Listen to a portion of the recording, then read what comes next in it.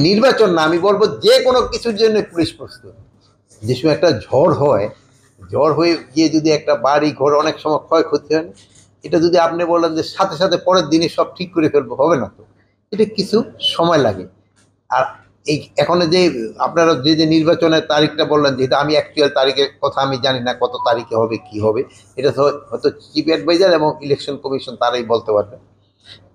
আমাদের পুলিশ বাহিনী যে স্ট্রেংথ আছে এবং অন্যান্য যে সশস্ত্র বাহিনী তাদের সাথে আছে, র্যাব রয়ে গেছে, আনসার রয়ে গেছে, বিজিবি রয়ে গেছে, এদের দিয়ে এই মানে যে কোনো পরিস্থিতি কিন্তু মোকাবেলা করা কোনো অবস্থায় অসুবিধা হবে না। এখানে 2,02,000 আছে হলো যারা অপারেশনাল পুলিশ, আর প্রায় 12,000-এর মতো আছে যারা ওই সিভিল অন্যান্য হেল্প করে থাকে। আর আমার হলো টোটাল মনে 185 না কতজন জানি আছে যারা এটা একেবারে একটা নগণ্য সংখ্যা। এই আমরা 185 জন ধরতেছি না, প্লাস আমরা কোনো নতুন রিক্রুটমেন্টে যাচ্ছি। এখানে পুলিশ কিন্তু পুরাটাই ফাংশনাল। পুলিশ পুরাটাই, যে কোনো পরিস্থিতিতে যে কোনো সময়ের জন্য পুলিশ সবসময় প্রস্তুত।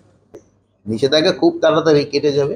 আপনি জানেন এখন পরিস্থিতি মোটামুটি নর্মাল হয়ে গেছে, পরিস্থিতি মোটামুটি এলাকায় নর্মাল হয়ে গেছে, যেহেতু তাদের 31/1/2 মানে বিশ্ব ইজতেমার যে ডেট আছে, ওই ইয়েদের জুবাইর পন্থীতে ওই ডেটই আমি আশা করবো যে ওই ডেটই হয়ে যাবে, আল্লাহ দিলে কোনো অসুবিধা হবে না।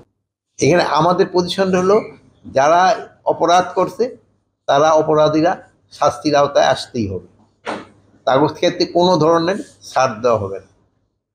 আমরা তাদের কঠোর হাসতে আমরা দমন করব এবং তারা আইনের আওতায় অবশ্যই আসতে হবে।